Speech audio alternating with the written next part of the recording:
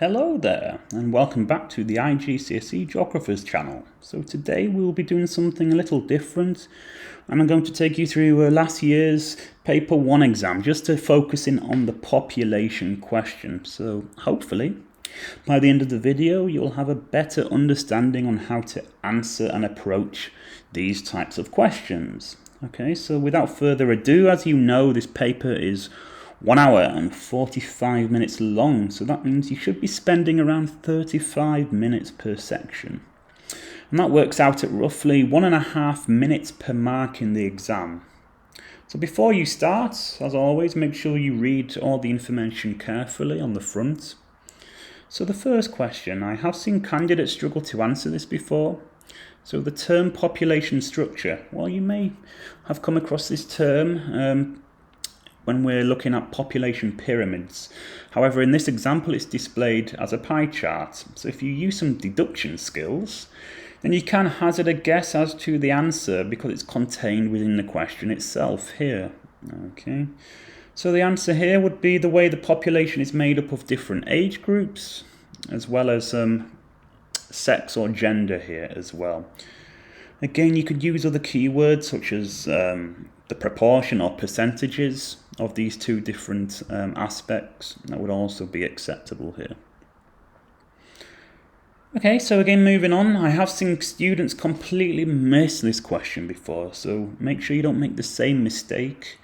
Easy one, this one, so you don't want to throw away any silly marks. As you can see, you just need to use the information here to complete the figure on the previous page. So using this as an example, 25 to 49-year-olds, the percentage is 30. So if you go back to the pie chart, you'll see there is an empty space here for you to write, or should I say draw, the relative data down. So here, we know this is 30%, we need to include, so 30, 60, we draw a line here, and use the same pattern, which are a series of diagonal lines, and then you've got 50 and over left, so again make sure you still complete this one using dots here.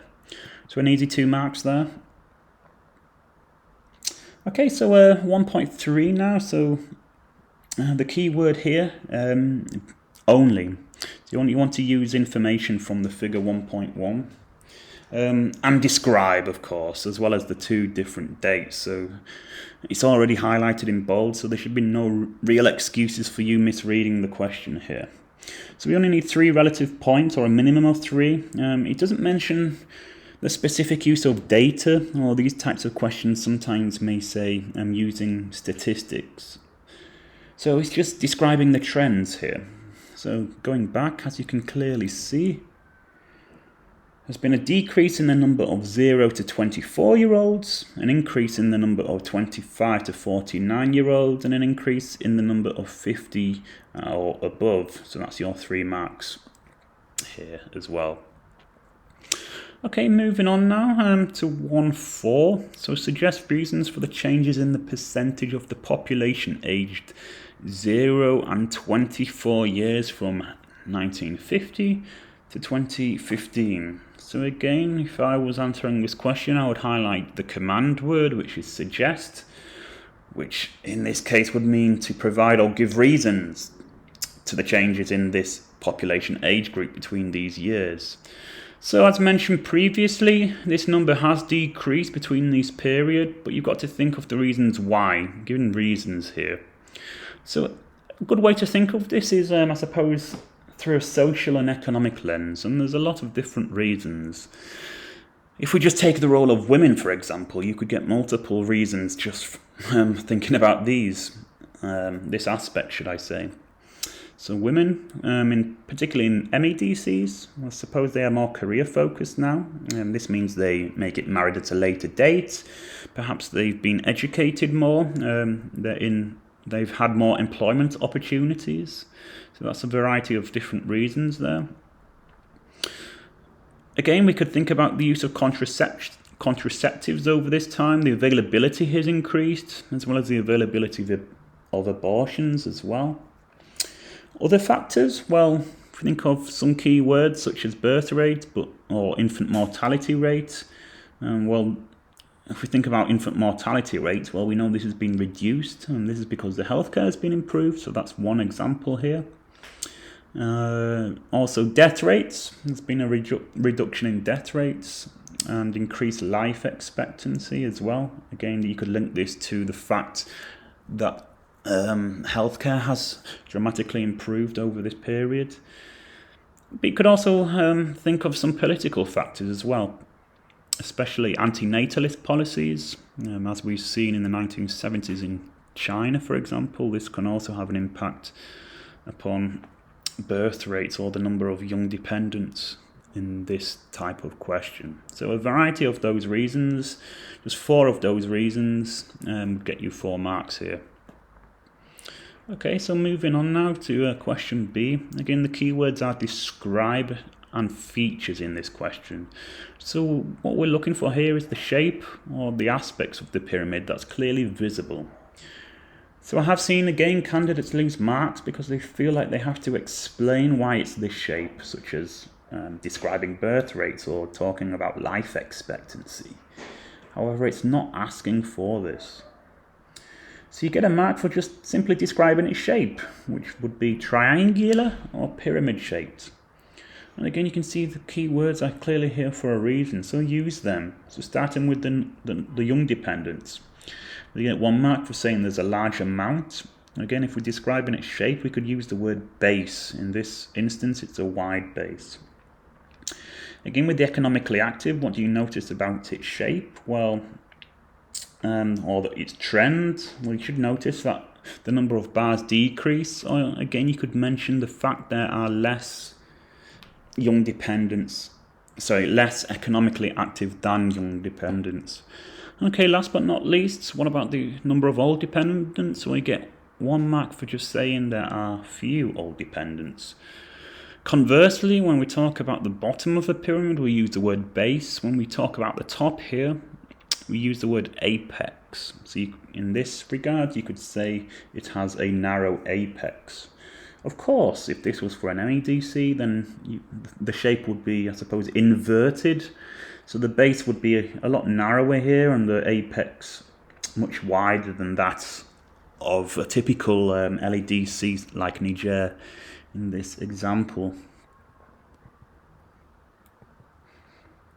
Okay, so moving on to the penultimate question. As always, this question is an explain question. So this means you could potentially get 2 marks for a point that is well developed, such as by using examples. So the question asks, with the proportion of all dependents are likely to differ than that of Niger, essentially, compared to in an MEDC. So we need to think, as a starting point, the proportion of all dependents, well, it's likely going to be higher in an MEDC. So we need to, again, think of the reasons why. So thinking in terms of socially and economically, well, the obvious reason is that life expectancy is higher, isn't it?